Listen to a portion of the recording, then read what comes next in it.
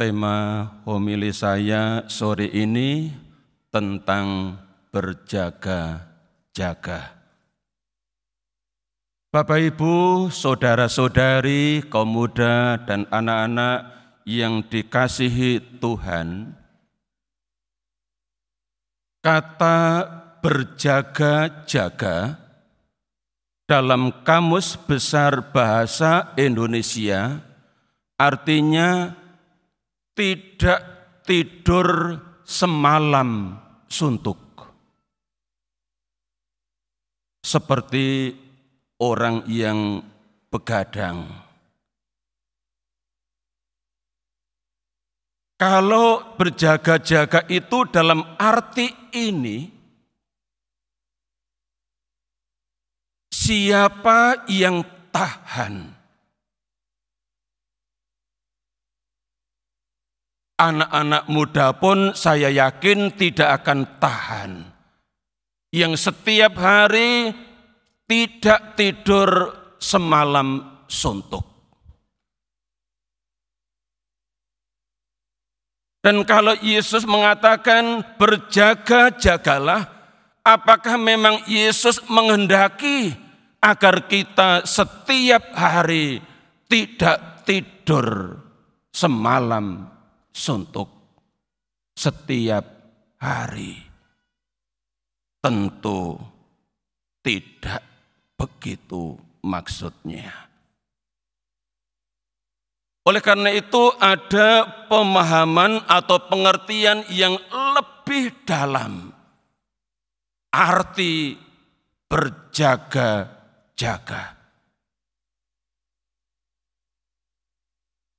yakni hidup dalam suatu kesadaran penuh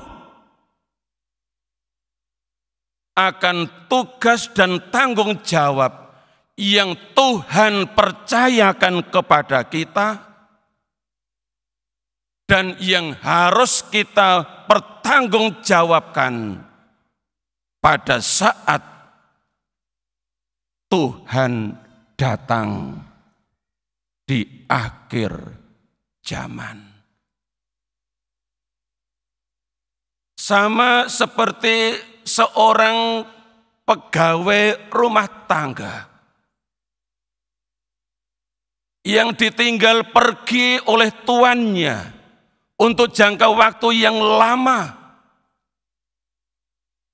dan ia tidak tahu kapan tuan itu akan datang. Sehingga ketika Tuhan itu datang tidak dikecewakan, karena sang pegawai rumah tangga ini selalu siap membukakan pintu gerbangnya. Itulah sebabnya dalam Injil tadi kita mendengar kata-kata Yesus. Markus bab 13 ayat 35. Karena itu berjaga-jagalah, sebab kamu tidak tahu bila manakah tuan rumah itu pulang. Menjelang malam, atau tengah malam, atau larut malam, atau pagi-pagi buta.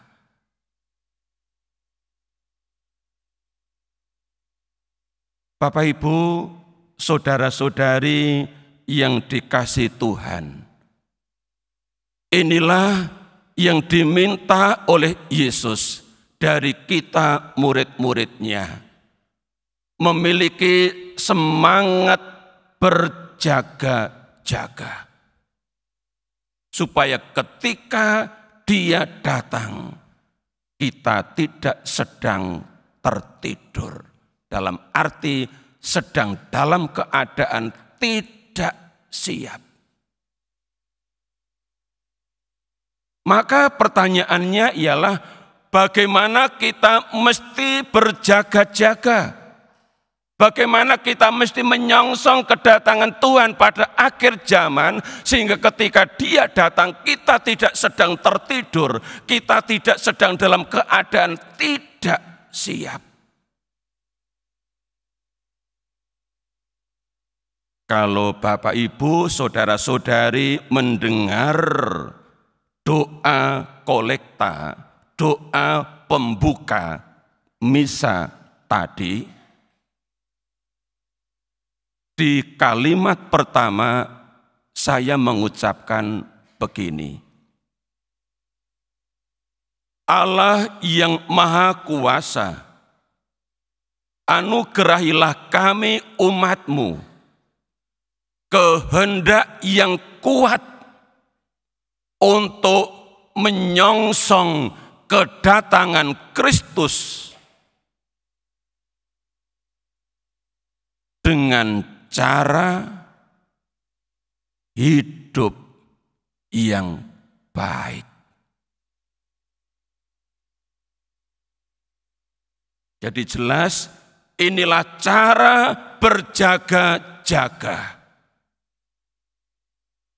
Cara menantikan kedatangan Tuhan pada akhir zaman. Dengan hidup yang baik. Konkretnya, dengan melakukan tugas dan tanggung jawab yang Tuhan percayakan kepada kita masing-masing, yang harus kita lakukan setiap hari dengan penuh tanggung jawab. Misalnya, kalau tugas dan tanggung jawab yang dipercayakan kepada kita itu dalam konteks kehidupan keluarga, sebagai suami, ia berusaha sedapat mungkin untuk berperan sebagai seorang suami yang mengasihi, yang menghargai, yang menghormati, yang melayani pasangan hidupnya.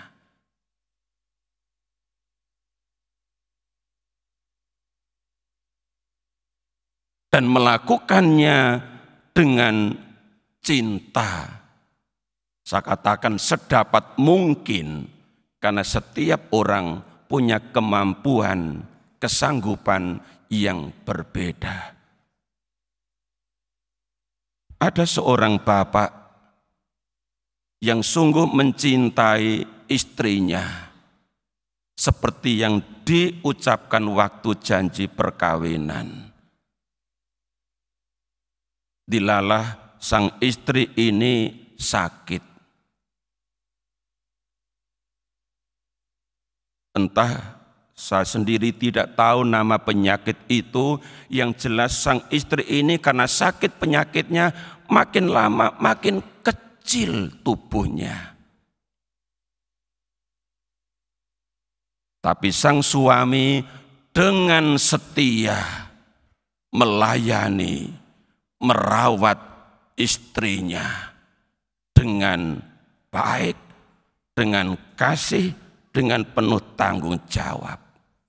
Di pagi hari dia harus masak untuk istrinya dan untuk putri tunggalnya. Lalu sambil mengantar putri tunggalnya ke sekolah, dia berangkat bekerja. Sang istri tinggal di rumah sendiri karena tidak ada pelayan rumah tangga. Siang hari sebelum makan, dia pulang untuk memberi makan atau menyuapi sang istri yang tidak bisa berbuat apa-apa. Kemudian balik lagi ke tempat kerjanya dan pulang mengantar anaknya.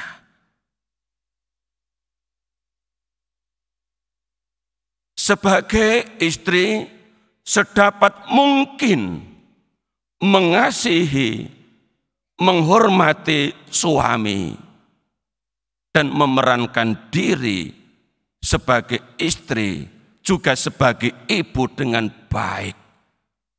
Sama seperti ketika dijanjikan dalam sakramen perkawinan.